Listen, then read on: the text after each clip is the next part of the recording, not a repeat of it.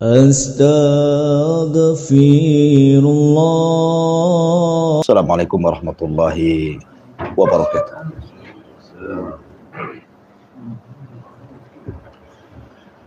Alhamdulillah. Alhamdulillahilladzi hadana wa kafana wa ja'alana minal muslimin. Asyhadu an la ilaha illallah wahdahu rabbi la syarikalah. Wa asyhadu anna Muhammadan abduhu wa rasuluhu alladzi la nabiyya ba'dah. Rabbi israh li sadri wa yassir li amri wahlul 'uqdatam min lisani yafqahu qawli, amma ba'd. Alhamdulillah, tidak henti-hentinya kita memuji Allah Subhanahu wa taala yang masih banyak memberikan nikmat kepada kita sehingga kita masih dibangunkan oleh Allah dalam kondisi sehat walafiat dan bisa melaksanakan kewajiban Allah Subhanahu wa taala, salat subuh berjamaah.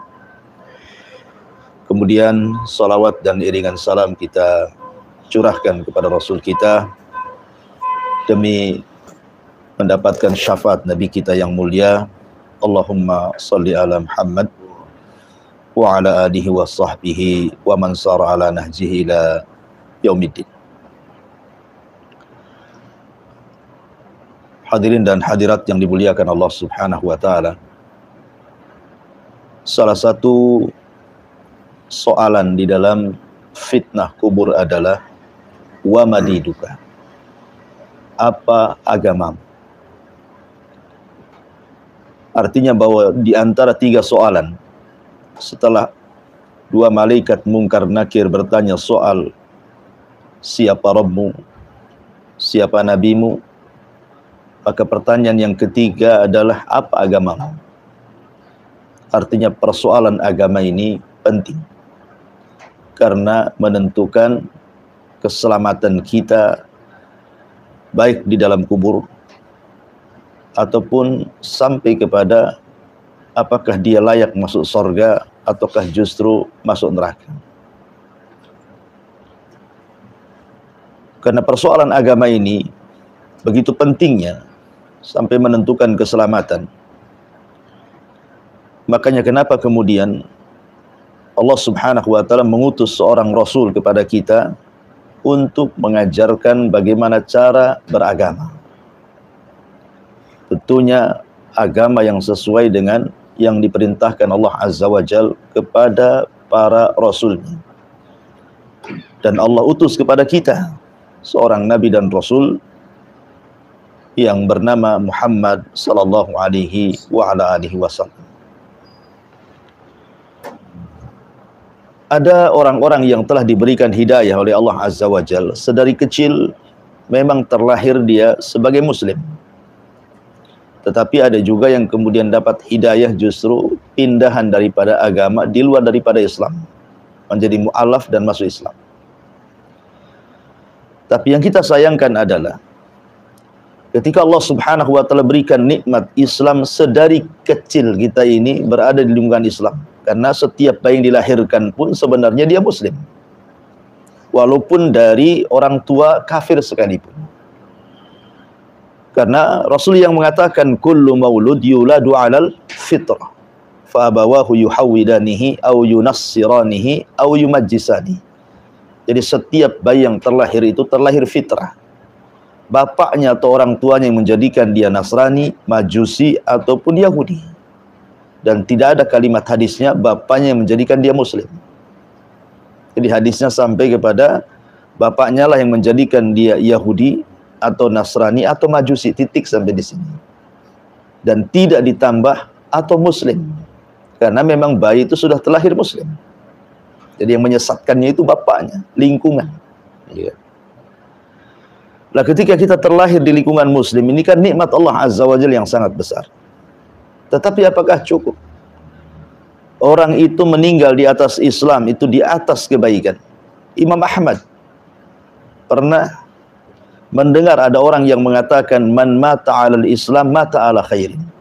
Barang siapa yang mati di atas Islam berarti mati di atas kebaikan. Kata Imam Ahmad, uskut ya Ahmad. diam wahai bodoh. Bukan itu bahasanya. Akan tapi Imam Ahmad mengatakan man mata 'alal Islam was sunnah mata 'ala khairin. Barang siapa yang mati di atas Islam kemudian di atas sunnah, baru dia dikatakan mati di atas kebaikan. Karena belum tentu orang yang mengaku dirinya muslim dia mengerjakan sunnah. Makanya hidayah itu ada hidayah umum, ada hidayah khusus. Hidayah umum orang masuk Islam itu umum. Tetapi ada hidayah dalam Islam itu yang lebih khusus lagi. Ketika dia betul-betul melaksanakan sunnah dalam Islam itu. Sehingga dia dapat hidayah. Bukan hanya sekedar beragama Islam, tapi betul-betul dia mencontoh Nabi SAW. Makanya penting seseorang itu memperhatikan soal ittiba juga. Mencontoh Nabi. Karena syarat diterima sebuah amal itu bukan hanya sekedar ikhlas. Tetapi juga ada yang disebut dengan ittiba, mencontoh Nabi SAW. Yang bahaya di dalam Islam itu adalah ketika dia beragama dan tidak mau belajar. Itu yang bahaya dalam Islam. Dia sudah beragama Islam, tetapi tidak mau belajar. Dan masih berpegang kepada apa yang dilihat dari nenek moyangnya. Di zaman Fir'aun, Nabi Musa alaihi salatu wassalam pernah menyelamatkan Bani Israel dari perbudakan Fir'aun. Diseberangkan ke laut. Bayangkan. Fir'aun ditenggelamkan, Bani Israel melihat dengan kedua matanya. Artinya bukti bahwa selama ini apa yang dilakukan Fir'aun kepada mereka dengan memperbudak, kemudian Allah tenggelamkan Fir'aun di hadapan mereka, itu kan nikmat Allah itu. Yang selama ini memperbudaknya tiba-tiba ditenggelamkan. Baru saja diselamatkan. Tiba-tiba kemudian Bani Israel ini lewat di sebuah desa. Di situ isinya adalah para penyembah berhala patung anak sapi. Sementara di Mesir memang itu sesembahannya. Karena dulu mereka pernah menyembah itu juga. Kemudian Musa datang. Akhirnya kemudian mereka beragama Nabi Musa dan mentauhidkan Allah dan membuang patung-patung itu. Baru saja diseberangkan. Tiba-tiba melihat satu desa yang menyembah patung anak sapi. Ngomonglah sebagian mereka kepada Musa dan itu dihikayatkan dalam Al-Quran. Apa kata Bani Israel? Ya Musa ij'al lana ilahan kama lahum alihah. Wahai Musa, jadikan untuk kami Tuhan macam itu. Maksudnya Tuhan seperti patung anak sapi itu. Musa marah. Sudah dapat hidayah tauhid gitu maksudnya ya. Kok mau kembali menyembah patung anak sapi? Makanya Musa mengatakan Allahu Akbar innakum qaumun tajhalun. Kalian itu umat yang jahil. Sudah dapat hidayah mau sesat gitu maksudnya. Ini bahayanya. Kalau beragama itu hanya sekedar taklid saja. Tidak belajar seperti ini. Jadi masih tertanam ajaran-ajaran lama. Dan itu pula yang kemudian dirasakan oleh Rasul ketika perang Hunain. Di Rasul itu ketika perang Hunain kan tentaranya cukup banyak, membawa tentara 10.000. Masalahnya dari tentara yang banyak itu sebagian besar orang yang baru masuk Islam. Karena semangatnya mereka ingin jihad yang baru masuk Islam ini, sementara akidahnya belum kokoh. Kemudian mereka lewat di sebuah pohon. Pohon itu dulunya di zaman musyrik itu, ketika mereka masih musyrik, dijadikan tempat berkah. Jadi kalau mereka mau perang, kebiasaan mereka, maka mereka meletakkan pedangnya di pohon itu, supaya ditransfer kekuatan itu kononnya. Jadi ketika lewat di pohon itu, sahabat berhenti. Kemudian mengatakan, ya Rasulullah, ij'al lana dhata anwat kama lahum dhatu anwat. Rasul, buatkanlah pohon untuk kami seperti pohon itu, katanya. Mereka sudah muslim. Tiba-tiba minta dibuatkan pohon untuk diambil berkahnya. Rasul marah. Makanya Rasul mengatakan, apa yang kalian katakan persis seperti yang dikatakan Bani Israel kepada Musa, minta dibuatkan patung anak sapi. Makanya Rasul mengatakan, kultum kama qalat Banu Israel li Musa. Ucapan kalian persis seperti ucapan Bani Israel kepada Musa yang tadi saya ceritakan. Dari sini menunjukkan bahwa Terkadang ada orang-orang itu yang belum bisa meninggalkan ajaran sebelumnya ketika hidayah menyapa dirinya. Makanya hidayah terbesar yang menghalangi seorang sahabat mulia, Khalid ibn Walid. Kenapa Khalid ibn Walid itu justru terakhir masuk Islamnya, coba ya kan? Setelah Rasul berdakwah 20 tahun, Khalid baru masuk Islam. Kemana saja Khalid bin Walid itu? Rasul berdakwah 13 tahun di Mekah. Tidak juga Khalid tersentuh Islam. Ketika hijrah ke Madinah, sampai Rasul 7 tahun di Madinah, pun tidak mau juga masuk Islam dia. Berarti 20 tahun lewat Islam, baru di tahun ke-7 Hijriah Khalid masuk Islam. Sehingga ketika Khalid bin Walid ditanya, kenapa engkau tidak masuk Islam sebagaimana teman-temanmu yang sudah mendahului masuk Islam seperti Abu Bakar, Umar, Utsman, Ali? Kenapa setelah 20 tahun baru masuk Islam? Apa masalahnya? Maka Khalid menjawab, ya, kata Khalid bin Walid, kana yasusunar rijal yazinu ahlamuhumul jibal, kata dia.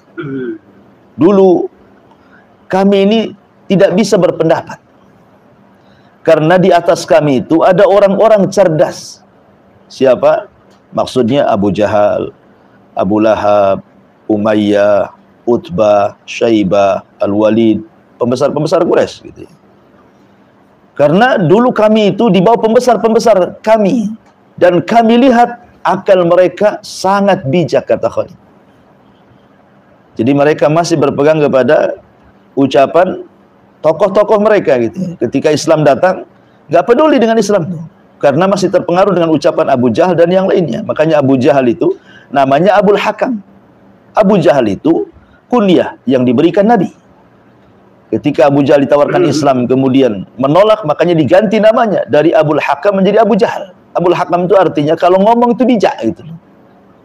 Makanya dia jadi pemimpin Quraisy kala itu. Tapi karena ketika dia menolak Islam, dia tidak mau, makanya Rasul mengatakan dia bukan Abul Hakam tapi Abu Jahal. Sejak itulah nama Abul Hakam hilang, yang ada Abu Jahal sampai hari ini ucapannya. Jadi Abu Jahal, bodohnya Abu Jahal itu karena menolak Islam. Dia cerdas, dia pandai kemudian mengelola konflik yang ada di tengah-tengah Quraisy itu. Makanya itu pula yang jadikan Khalid pegangan, karena ucapan Abu Jahal itu masih masuk akal. Makanya dia tidak mau meninggalkan ajaran nenek moyang mereka. Tapi ketika kemudian Abu Jahal dan pemimpin-pemimpin Quraisy mati di perang Badar, kata Khalid bin Walid, ketika para pemimpin kami sudah meninggal, barulah kami yang memimpin Quraisy. Dari sinilah maka akal kami sudah tidak dikungkum lagi oleh orang-orang tua kami. Baru kami melihat kebenaran, kata Khalid. Ketika kami perhatikan agama kami dengan agama yang didakwahkan Muhammad, rupanya agama Muhammad jauh lebih benar dibandingkan agama kami. Maka hidayah menyapa kami, kami pun masuk Islam. Jadi sebab terbesar kenapa Khalid telat masuk Islam juga, karena terhalang dengan pemahaman orang tua, ya, dengan pemahaman nenek moyang. Itu yang menghalangi orang dapat hidayah tuh. Kalau masih berpegang dengan adat, dengan nenek moyang, itu yang paling berat, ya, dapat hidayah. Contohnya Khalid tuh, otak secerdas Khalid, bayangkan ketika dia masuk Islam, tidak ada satu perang yang dipimpin dia mengalami kekalahan. Makanya Abu Bakar itu sangat yakin dengan Khalid. Sampai Umar ketika itu marah kenapa Abu Bakar memilih Khalid, kenapa tidak Abu Ubaidah bin Al-Jarrah yang merupakan as-sabiqun al-awwalun? Jawaban Abu Bakar, ya Umar, sesungguhnya tidak ada manusia seperti Khalid. Anda pun tidak memiliki kemampuan itu. Saking cerdasnya dalam strategis perang itu maksudnya. Makanya walaupun Khalid terakhir masuk Islam karena punya kemampuan perang gitu, makanya Abu Bakar menjadikan dia pemimpin perang. Setiap peperangan tidak pernah kalah. Ya. Itulah kehebatan, kecerdasan Khalid. Tetapi kecerdasan yang luar biasa, rupanya terhalang hidayah gara-gara taklid dengan nenek moyang. Yang lebih parah lagi adalah paman Rasul, Abu Thalib. Abu Thalib ketika detik-detik sakaratul maut, Abu Thalib itu sebenarnya yakin bahwa agama yang dibawa ponakannya Rasulullah SAW itu benar. Makanya ketika dia mengatakan kepada Ali anaknya, Ali kan ngajak Islam bapaknya. Kata Ali, wahai Abi, kenapa kau tidak ikut agama Muhammad? Ya. Apa kata Abu Talib? Laula malamatan nas. Kalau bukan karena aku takut dicela, aku akan masuk. Jadi Abu Talib terhalang hidayah itu kenapa? Takut dicela kaumnya. Kalau aku masuk ke agama Muhammad, otomatis aku akan dicela kaumku, aku akan ditinggalkan. Maka dia mengatakan laula malamata qaumi, kalau bukan karena celaan kaumku, aku akan masuk Islam, katanya. Makanya Abu Talib saat detik-detik sakaratul maut, disinilah momen harusnya Abu Talib itu mengucapkan 2 kalimat syahadat. Tetapi sayang, datang Abu Jahal, datang Abdullah ibn Abi Umayyah, datang Musayyib di samping Abu Talib itu. Ketika Nabi SAW di sebelah kanan kemudian mentalkin di telinga Abu Talib dan mengatakan, Kul ya ammi la ilaha illallah. Katakan pamanku kalimat la ilaha illallah. Kalau engkau mengucapkan kalimat ini, aku akan berhujjah di hadapan Allah, kau selamat. Abu Talib hanya melirik Abu Jahal, melirik kawannya Musayyib, Abdullah ibn Umayyah, diliriknya. Akhirnya dia pun lisannya tidak mengucap satu ucapan pun, sampai ruhnya melesat. Dia malah mendengarkan ucapan Abu Jahal, atarghabu an millati Abdul Muttalib. Abu Talib, apakah engkau akan mengucapkan kalimat itu dan membenci agama moyangmu Abdul Muttalib? Itu yang dipegang Abu Talib.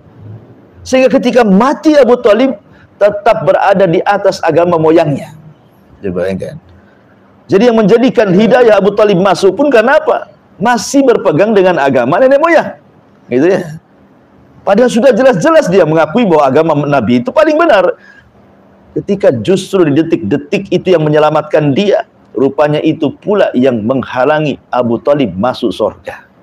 Subhanallah, bahayanya agama itu kalau tidak dipelajari, ya kan? Jadi agama itu dipelajari. Makanya kenapa ada kitab yang disebut salah satu usul atau usul salasa. Ya. Salah satunya adalah kita mempelajari agama bukan hanya mempelajari agama saja, tetapi bil adillati, dengan dalil-dalilnya, supaya kita yakin. Karena ibadah di atas ilmu dengan ibadah tidak di atas ilmu itu berbeda.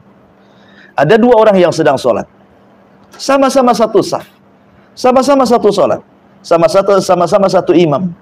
Yang satu dia beribadah karena pengetahuan, karena belajar. Dia tahu cara takbirnya Rasul seperti apa yang dibaca dia tahu karena dia belajar. Ketika dia ruku harus seperti apa, ketika sujud harus seperti apa, ketika tasyahud harus seperti apa, dan bacaannya sampai ketika salam, betul-betul dia itu melaksanakan karena dia belajar. Yang satu pula tidak. Lihat imam takbir ikut takbir, lihat imam ruku ikut ruku, lihat imam tasyahud ikut tasyahud, imam salam ikut salam. Beda nih, yang satu karena melihat begitu dia lakukan, yang satu bukan karena melihat, karena pengetahuan, ya kan? Maka kata para ulama, yang beribadah di atas ilmu, mulai dari gerakan, mulai dari bacaan, mulai dari tumanina, mulai daripada khusyuk, semua pahala dari awal sampai akhir. Tapi orang yang hanya melihat imam ruku ikut ruku, imam sujud ikut sujud, pokoknya dia hanya melihat orang saja, bukan karena pengetahuan, maka dari awal sampai akhir tidak berpahala. Hanya lelah letih saja dia sholat itu, tidak berpahala. Hanya boleh saja untuk sekedar menghilangkan kewajiban saja. Mana dalilnya bahwa orang beribadah tanpa ilmu itu tidak dapat apa-apa? Dalilnya adalah ketika orang-orang sudah masuk ke dalam kuburan. Orang-orang yang berilmu ketika ditanya siapa Rabbmu, siapa Nabimu, apa agamamu, karena dia punya pengetahuan, dia selalu saja dia jawab, Allah Tuhanku, Muhammad Nabiku, Islam agamaku. Maka Allah katakan, an sadaqa abdi, hambaku telah benar. Bentangkan kuburannya seluas mata memandang, buka pintu sorga, hantarkan makanan, minuman, dan angin dari sorga ke kuburannya, dapat dia nikmat kubur. Ini yang satunya karena jahil, tidak punya ilmu. Ketika ditanya 3 soalan itu, dia mengatakan, la adri. Nah, lihat kata-katanya, saya tidak tahu. Qultu kama qalan nas wa fa'altu kama fa'alan nas. Karena saya hanya bisa mengucapkan apa yang diucapkan orang dan melakukan apa yang aku lihat orang melakukannya. Nah, kan? Yang satunya taklid, bukan karena pengetahuan, karena lihat. Nah, maka di sini penting, ya kan, supaya kita jangan sampai terkungkum dengan ajaran istiadat, kemudian juga nenek moyang kita, yang bisa melepaskan ajaran-ajaran itu hanya dengan ilmu pengetahuan. Ilmu, belajar. Belajar inilah tersingkap semua yang batil, semua yang tidak benar menjadi hak. Ya. Makanya kenapa kemudian ilmu itu yang membedakan antara orang mukmin dan kafir, orang ikhlas dan tidak ikhlas, orang mencontoh ataupun tidak, itu ilmu yang membedakan. Baik, ma'asyiral muslimin yang dimuliakan Allah Azza wa Jalla, dahulu para nabi dihadapkan kepada kaum yang mereka masih berpegang dengan agama moyang mereka, sehingga susah untuk didakwahi. Contoh, Nabi Hud alaihi salatu wassalam dihadapkan kepada kaum Ad, kaum yang paling kuat. Allah belum pernah menciptakan kaum seperti Ad. Bayangkan, fisiknya besar-besar, melebihi besarnya kaum Nuh, padahal kaum Nuh duluan. Kaum Ad itu belakangan, tapi fisiknya melebihi kaum Nuh. Allah lebihkan fisiknya, sehingga kalau kaum Ad ini menghancurkan sebuah kaum di zaman itu, tidak perlu mengutus pasukan banyak, cukup 2-3 orang saja, hancur itu kaum itu. Saking kuatnya kaum Ad itu, karena besar, tinggi, raksasa mungkin bahasa kitanya ya. Jadi mengutus 1-2 orang saja menghancurin kabilah di lainnya, karena lain-lain suku kecil-kecil masalahnya. Kaum Ad yang besar-besar badannya. Dan itu nikmat yang Allah Azza wa Jalla anugerahkan kepada kaum Ad. Diutus kepada mereka Nabi Hud. Kemudian Hud berusaha untuk mendakwai mereka masuk dalam tauhid dan mengatakan, "U'budullaha malakum min ilahin ghairu." Sembahlah Allah, tidak ada sembahan yang berhak disembah kecuali Allah. Apa kata kaum Ad? Ajitana lina'budallaha wahdah wa nadhara ma ya'budu abauna. Hud katanya, apakah kau datang kepada kami mengajak kami hanya menyembah satu Tuhan dan meninggalkan Tuhan-Tuhan kami yang banyak, katanya, ya, yang sudah disembah oleh bapak-bapak kami? Engkau ini seorang nabi yang jahil, katanya. Bayangkan, ya kan? Apa yang menghalangi kaum Ad tidak mau mengikuti Hud? Karena berpegang kepada ajaran nenek moyang. Dengan mengatakan, wa nadhara ma ya'budu abauna, dan engkau menyuruh kami meninggalkan agama moyang kami, katanya.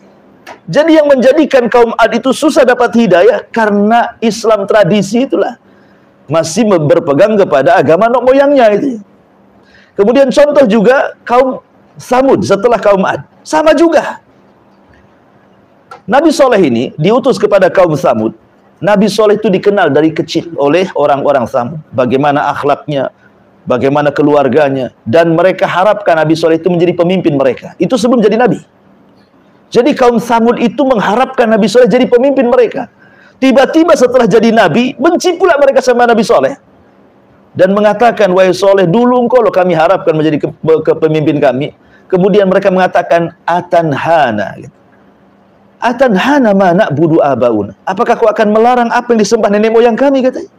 Mana akalmu, kata mereka kaum Samud kepada Soleh. Mana akalmu, katanya.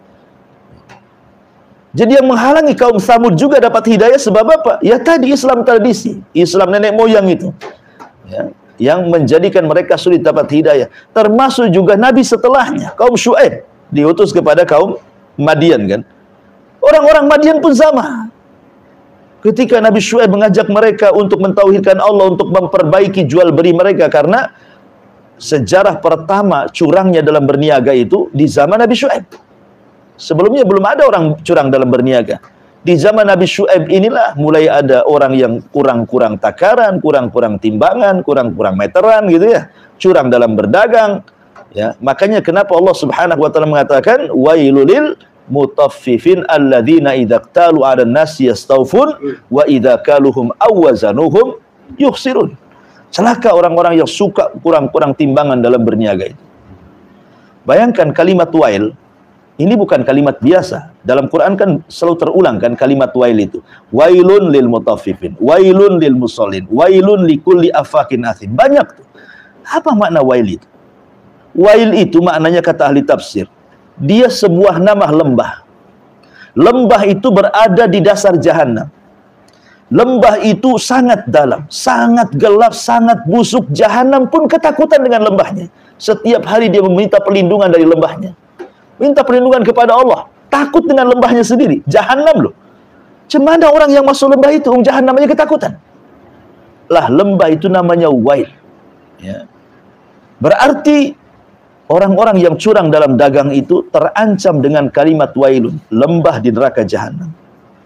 Bayangkan, mengurang-urang takaran dan timbangan dalam jual beli itu. Sebenarnya kalau kita makan tidak mengenyangkan. Contoh, Anda jual buah-buahan, anggap saja jeruk ataupun tomat ataupun mungkin duku gitu ya. Kemudian kita timbang, kita sebagai penjual kita timbang. Ada orang beli 1 kilo. Kemudian kita kurangi 1 on, anggaplah jeruk, kita kurangi 1-2 buah. Sehingga timbangannya kurang. Pertanyaannya, kalau Anda makan 2 butir buah itu yang Anda curangi dari orang lain, kira-kira mengenyangkan tidak? Kan tidak mengenyangkan. Ya. Tapi kenapa ancamannya wailun coba? Lembah di jahanam tuh. Padahal kalau kita makan hasil curang itu tidak kenyang juga kita di situ. Tapi kenapa kemudian ancamannya wailun? Lembah di jahanam. Ada apa di balik ancaman ini? Rupanya karena orang yang curang dalam dagang itu, hakikatnya curang kepada semua orang. Pembeli itu tidak ada yang tahu kecuali kalau dia ngomong. Bisa saja pembeli itu orang miskin. Bisa saja pembeli itu anak yatim. Bisa saja pembeli itu orang fakir. Berarti kalau pembelinya anak yatim, kita curang, berarti memakan harta anak yatim. Kalau pembelinya orang miskin dan fakir, berarti kita memakan harta anak miskin dan fakir. Atau mungkin pembelinya nampak pakai mobil, berduit. Bisa saja dia beli untuk orang miskin. Kita tidak tahu, ya kan?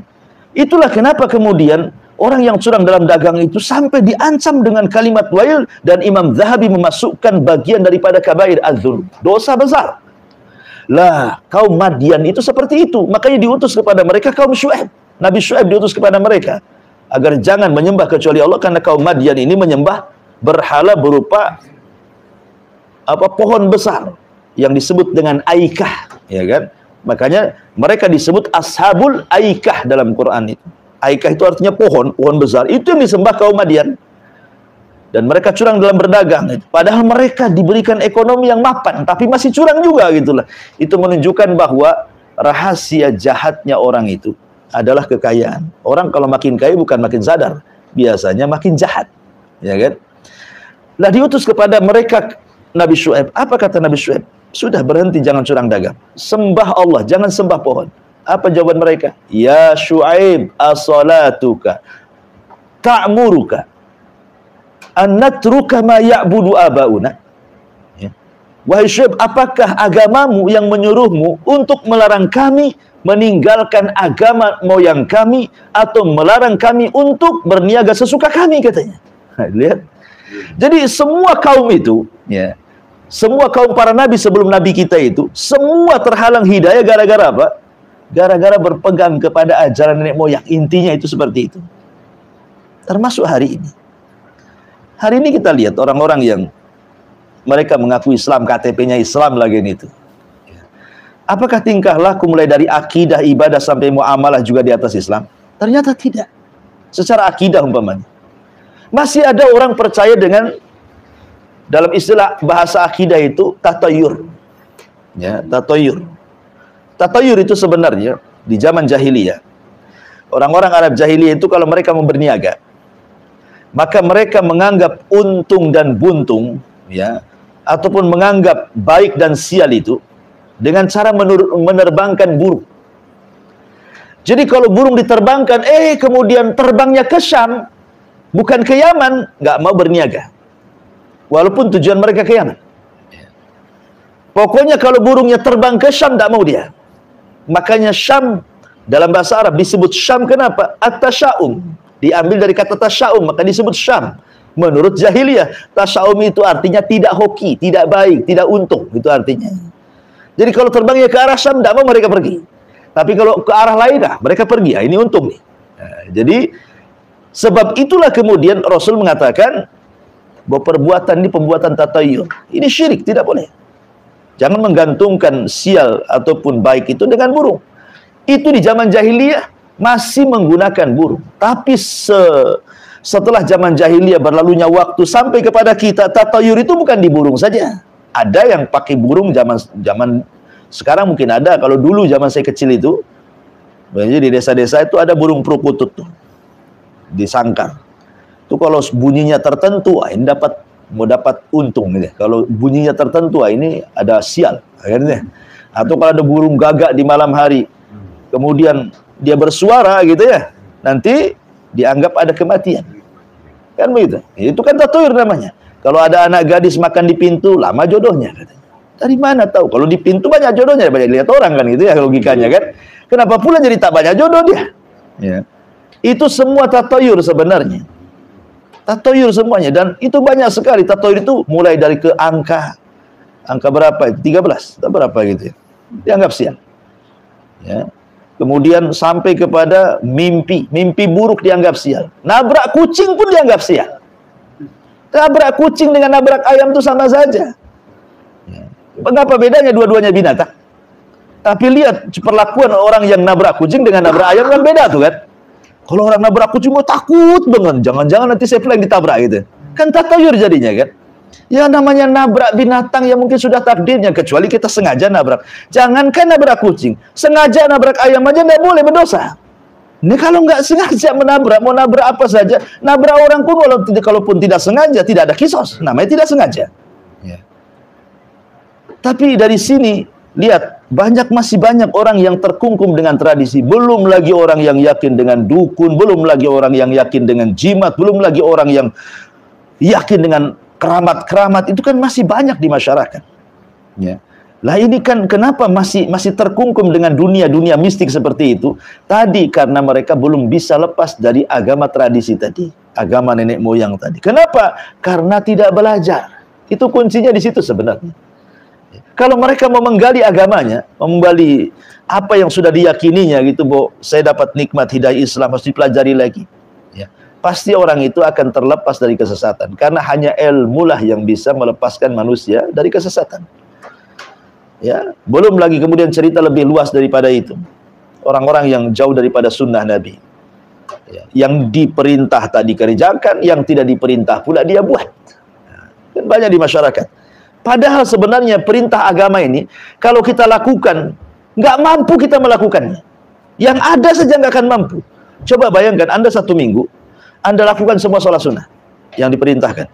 Anda lakukan semua zikir-zikir yang diperintahkan. Zikir mulai daripada tidur, bangun tidur, mimpi buruk, sampai berpakaian, keluar rumah. Itu kan ada bacaan semuanya tuh. Masuk WC, keluar WC, semua ada bacaannya. Kalau kita lakukan semua yang diperintahkan, nggak akan sanggup kita. Itu yang diperintahkan saja tuh, nggak akan sanggup. Ya. Apalagi ditambah dengan sesuatu yang tidak diperintahkan kita kerjakan, itu namanya menumpuk-numpuk masalah. Namanya. Masalah yang ada belum dikerjakan, datang pula masalah baru. Ya. Jadi, kalau kita lihat memang umumnya kaum muslimin, itulah kendala mereka. Sekali lagi karena mereka tidak mau belajar, menolak nasihat, keras kepala, karena masih terpengaruh dengan agama tradisi dan juga agama moyang. Oleh karena itulah maka teruslah belajar supaya kita bisa lebih membedakan mana hak dan juga mana batil. Ya, karena bahaya orang salah satunya selamat dari azab kubur dan tidak selamat dari azab kubur itu karena masalah apakah dia mau belajar atau tidak. Ya, kalau dia mau belajar, insya Allah maka dia akan mampu menjawab pertanyaan apapun yang ditanyakan malaikat kepada kita. Tapi kalau dia taklid, ngikutin agama moyangnya, akan sulit dia selamat dari azab kubur. Ya, wallahu a'lam bishawab. Ini secara singkat seperti itu ya, tentang bahayanya ajaran tradisi. Ya. Dan kita harus kembali kepada ajaran yang murni, karena Islam itu dibangun di atas Al-Quran dan Sunnah. Ada 4 kaidah, saya tutup kultum ya. Kultum itu kuliah terserah antum sebenarnya. Jadi lebih lama lagi. Kalau kultum diartikan kuliah 7 menit sebentar aja.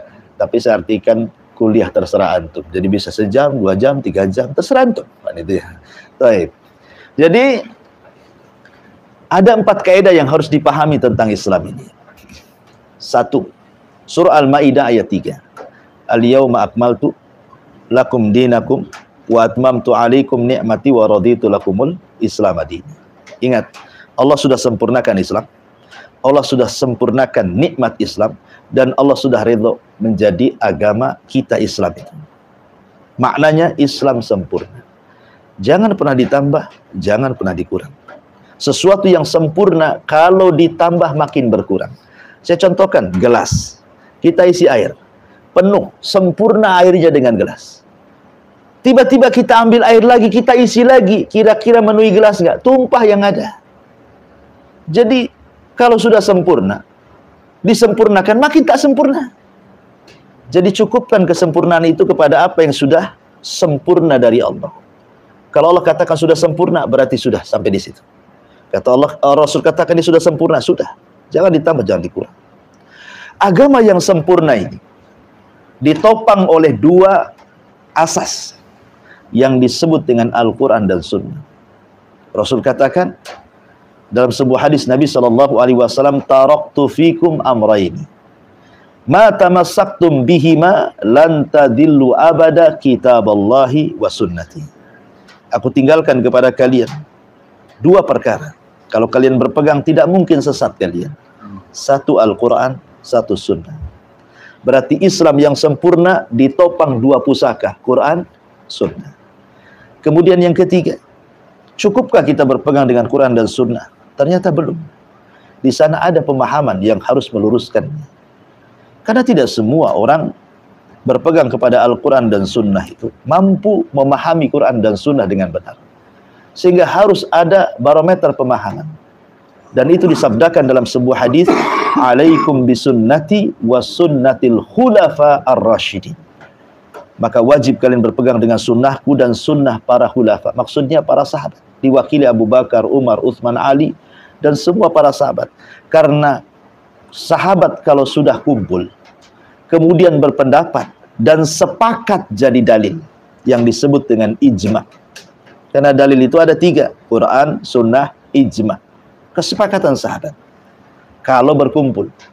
Tapi individu sahabat tidak maksum, tidak semaksum Nabi kalau pendapat pribadi. Tapi kalau sudah kumpul itu jadi maksum kata-katanya. Ya. Karena tidak mungkin sahabat berkumpul di atas kesesatan. Pasti dia berkumpul di atas kebenaran. Ya. Kemudian setelah itu, setelah kita kembali kepada pemahaman para sahabat, para salafun saleh, para ulama yang merupakan pewaris para nabi, kemudian kaidah yang keempat, Rasul sallallahu alaihi wasallam mengatakan dalam hadis Aisyah radhiyallahu anha, man amila amalan laisa alaihi amruna fahuwa rad. Barang siapa yang beramal dengan sebuah amalan yang tidak ada contohnya, maka amalan itu tertolak. Maka Islam yang sempurna sudah ditopang dua pusaka Quran Sunnah dengan pemahaman yang benar, pemahaman para sahabat. Jangan dikotori dengan perbuatan yang tidak ada dasarnya. Kalau 4 perkara Anda amalkan, inilah agama kita. Ya, itu sederhana ya, 4 kaidah ini. Ya, wallahu alam, saya kira cukup. Nah, silakan kalau kita bertanya jawab. Atau kita tutup karena sudah lapar mau sarapan atau gimana? Oh.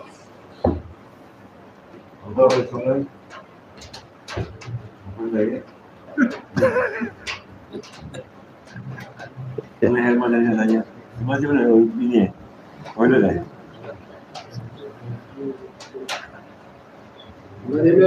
Ini Kristian. Ini masalah dekat. Masalah maulud Nabi semua. Kita baca perbezaannya. Kenapa pendapat ni? Ustaz-ustaz yang menganjurkan maulud Nabi bukan orang yang ada pun ada doktor. Doktorit.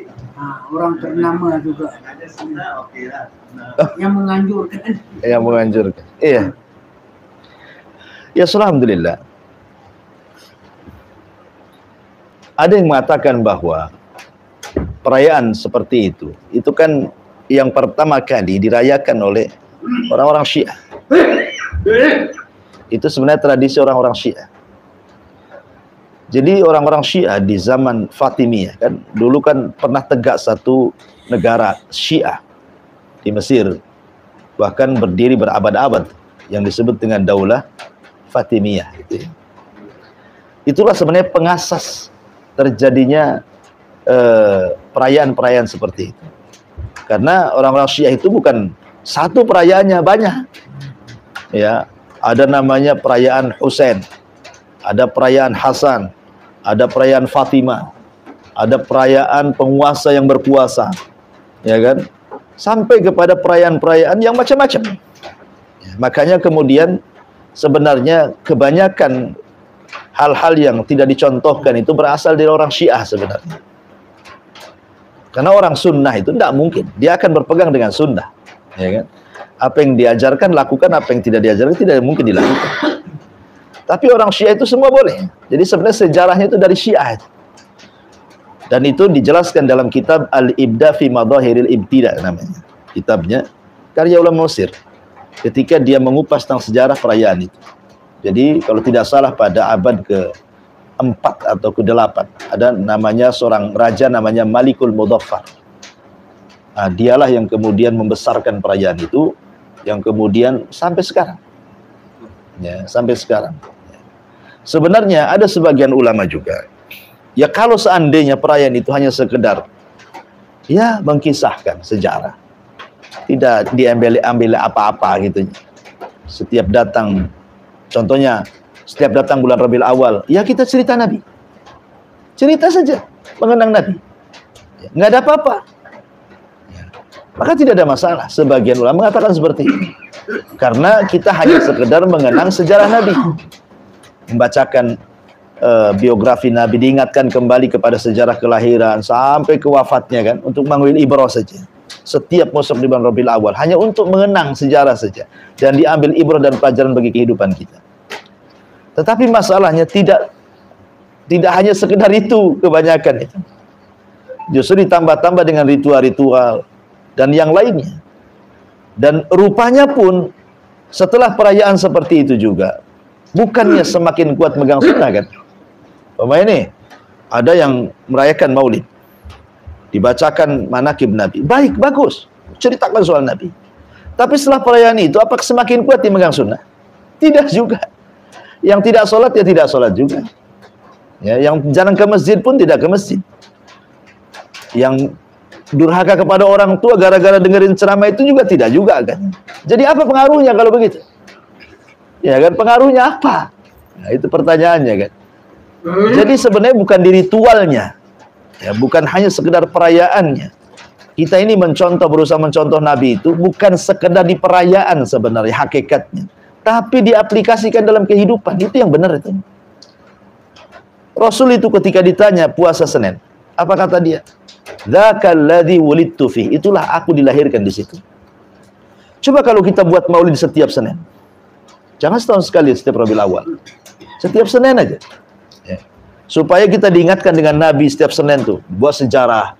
Nanti ingat lagi. Satu pekan sekali belajar sejarah setiap Senin. Karena Rasul yang mengatakan Senin itulah aku yang hari yang dilahirkan di situ aku. Kan mantap itu kalau seandainya setiap Senin kita belajar sejarah kan itu ya. Ini nggak nunggu setahun dulu.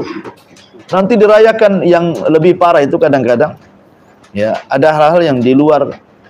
Kalau di kita di Batam nih, kadang-kadang perayaan ini ngundang artis. Kalau di sini kan, kalau mau perayaan besar gitu, suruh nyanyi, nanti musik-musik, joget-joget dan begitu seterusnya. Kan masalah ya kan? Ya. Jadi sebenarnya bukan itu inti kita mencontoh Nabi. Bukan itu. Inti mencontoh Nabi ya dicontohkan setiap hari. Itulah hub, tanda cinta kita kepada Nabi SAW. Dengan memperbanyak sholawat, mengerjakan sunnah dan begitu seterusnya. Bukan dibesarkan soal perayaannya. Habis perayaan tak nampak juga dia makin cinta sama Nabi kan gitu ya. Ya. Justru banyak melakukan kemungkaran pula di situ. Ya kalau saya nasihatkan lebih baik kita rayakanlah Maulid Nabi setiap hari lebih baik. Tiap hari sajalah kita rayakan Maulid Nabi itu supaya kita diingatkan kepada Nabi terus ya. Tapi maksudnya di sini mempelajari sejarah Nabi. Ya, bukan membuat semacam ritual yang kemudian dimasukkan ajaran-ajaran yang dari luar masuk pula ke dalam. Jadi cukuplah dengan yang diajarkan Nabi itu sudah cukup sebenarnya. Tidak perlu kemudian dibesar-besarkan lewat ritual.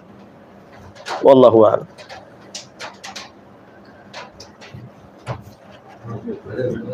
Dan tadi kalau di Singapura kalau sebuah masjid itu melakukan ritual macam gini ya. Imam-imam cakap dengan imam itu bid'ah. Apa? Adakah itu bid'ah?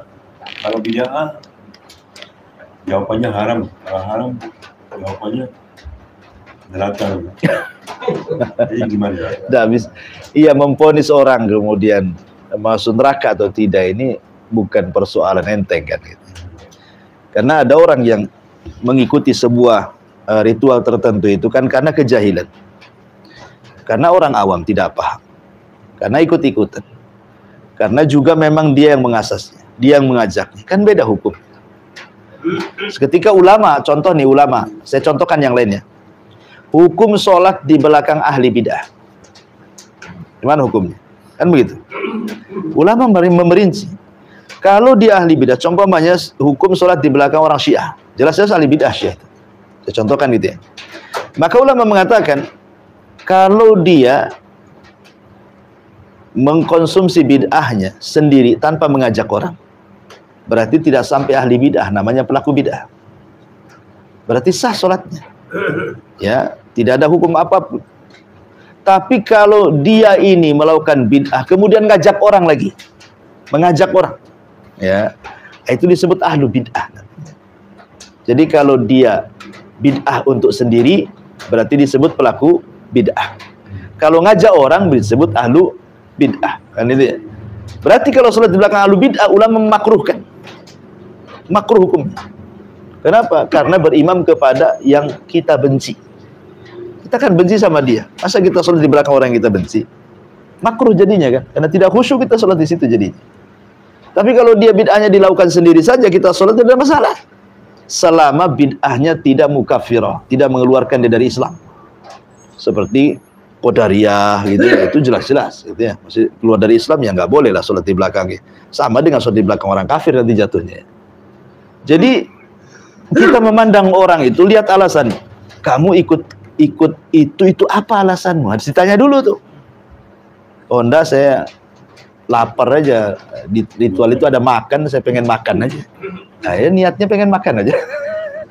dia tak ikut apa-apa, pengen makan di situ. Kan beda. Oh, kenapa kamu ikut ke sana? Oh, ini bagus. Nah, itu lain lagi ceritanya. Kalau dia berpandangan seperti itu.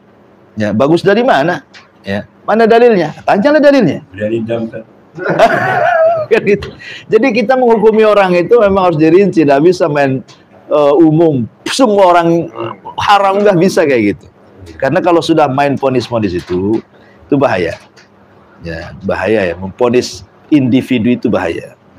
Tapi kalau kita memponis maksiat secara umum, zina haram, nggak apa-apa. Ya. Tapi kalau memponis orang, kamu berzina ya, itu tidak boleh. Harus datangkan 4 saksi. Nah, jadi bedakan kita ponis perorangan individu dengan ponis umum. Kalau ponis umum, siapa yang berzina maka dirajam. Haram, termasuk dosa besar. Ya. Tahu-tahu ada kawan kita, mungkin dia masuk ke lokalisasi keluar. Kau berzina. Nah, itu tidak bisa kayak gitu ya, main tonjok-tonjok itu. Harus datangkan saksi, karena menuduh orang baik-baik atau orang yang beriman dia melakukan zina itu harus mendatangkan 4 saksi. Kalau tidak, yang nuduhnya itu dicambuk 80 kali. Saksi pun harus melihat perzinahannya. Kalau lihat, oh telanjang sana satu, telanjang sini, nggak bisa saksi kayak gitu. Memang betul-betul nampak dia lihat dengan kedua matanya. Akan lebih sulit lagi. Kenapa Islam sampai seperti itu ketatnya? Untuk menjaga kehormatan. Karena Muslim ini punya kehormatan, dijaga. Tapi zaman sekarang mana ada gitu ya. Ya main tuduh-tuduh aja loh orang tuh ya. Nggak ada bukti pun dituduh saja. Nah, jadi harus dirinci dulu lah. Kalau sudah hukum individu akan berbeda dengan hukum umum. Ya, gitu. Allahu a'lam. Kenaan dengan cinta pada Rasulullah ni, ada juga beberapa orang yang bila dia buat sesuatu perbuatan, dia akan sebut sallallahu alaihi Muhammad, sallallahu alaihi apa dia akan sebut tu. Apakah ada dalil? Iya. Ya, menyebutkan salawat itu bagus. Karena tanda cinta kepada Rasulullah dengan cara menyebut-nyebut namanya.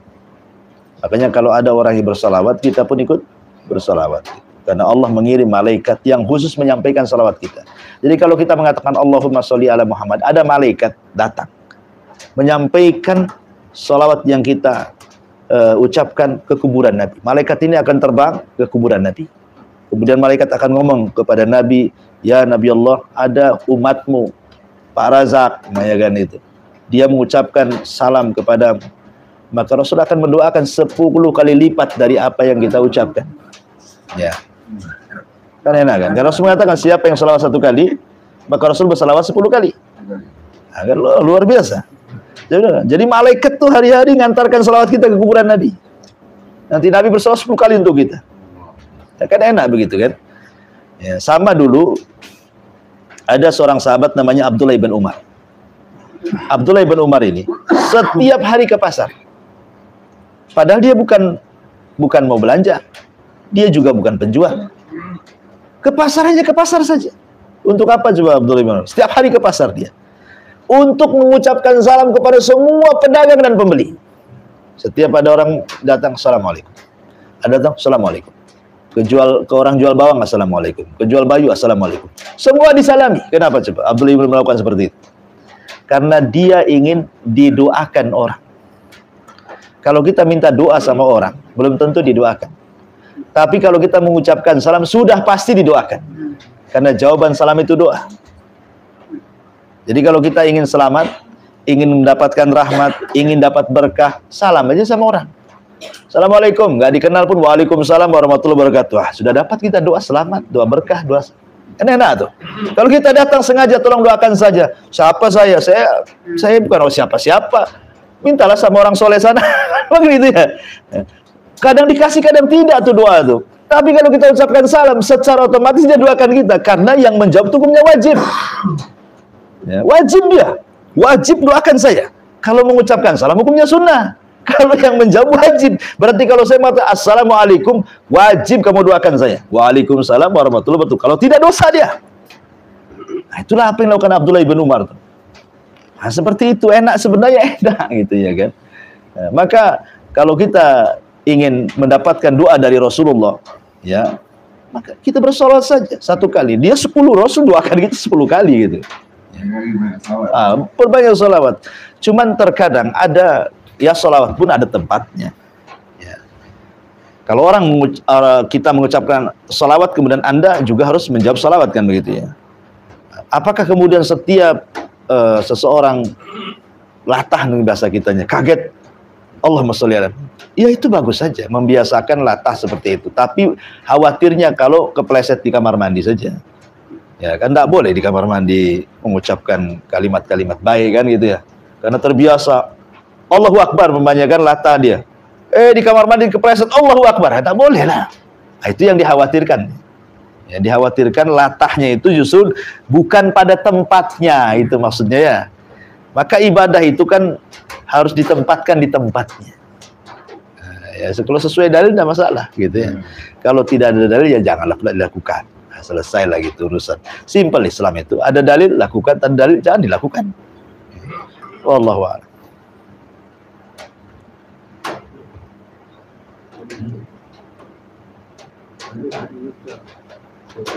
Boleh Ustaz terangkan tentang kita berjanji. Jadi pada mana asal?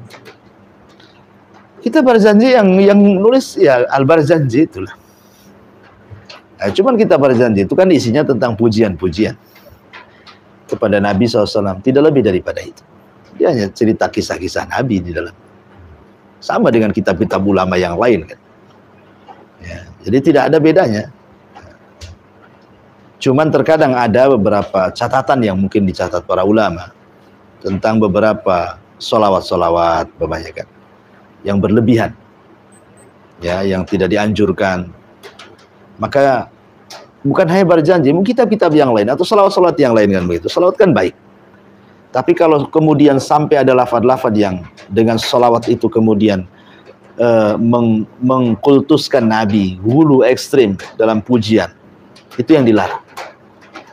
Di zaman Rasulullah ada sahabat memuji Nabi dengan mengatakan Masya Allah wa syi'ta, atas kehendak Allah dan kamu. Apa kata Rasul? Jangan bawa-bawa aku, cukup Masya Allah saja. Ya, cukup Masya Allah saja. Rasul tidak mau disejarkan dengan Allah dengan kalimat dan, wow.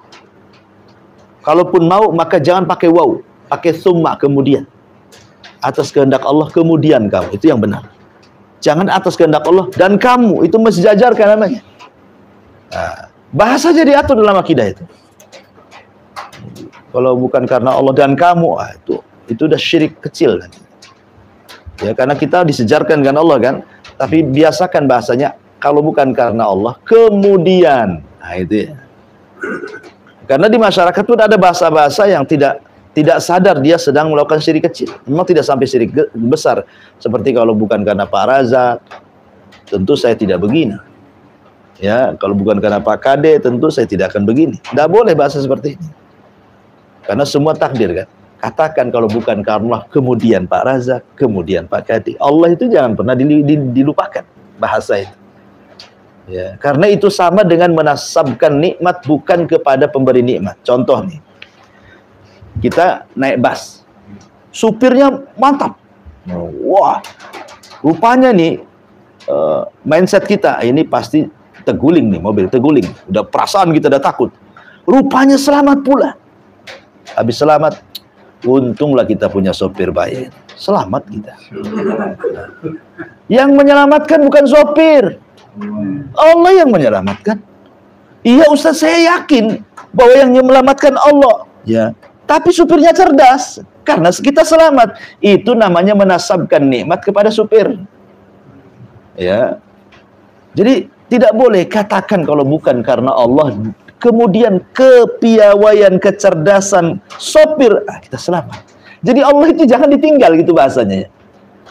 Jangan langsung main sopir-sopir aja. Ini kalau bukan karena sopir ini, kalau nggak sopir, kalau sopirnya bodoh, habislah kita. Nggak bisa, itu menasabkan nikmat kepada makhluk namanya.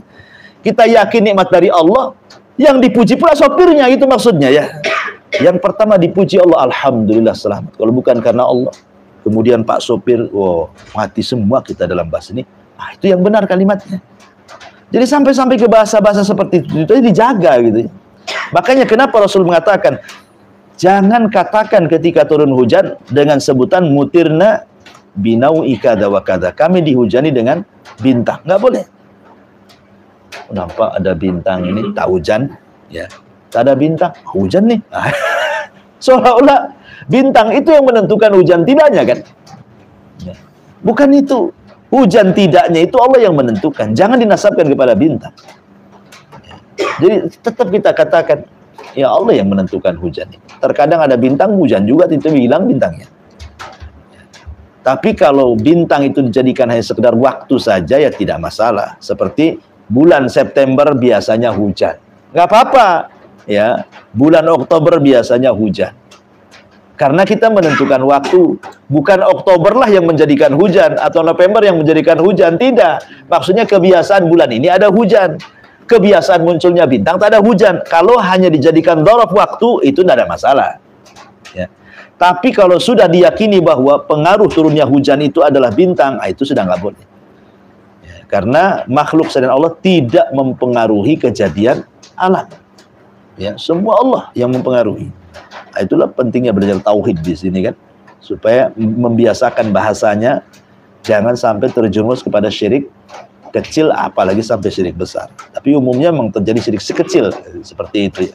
Karena umumnya orang itu kan tahu semua datang dari Allah.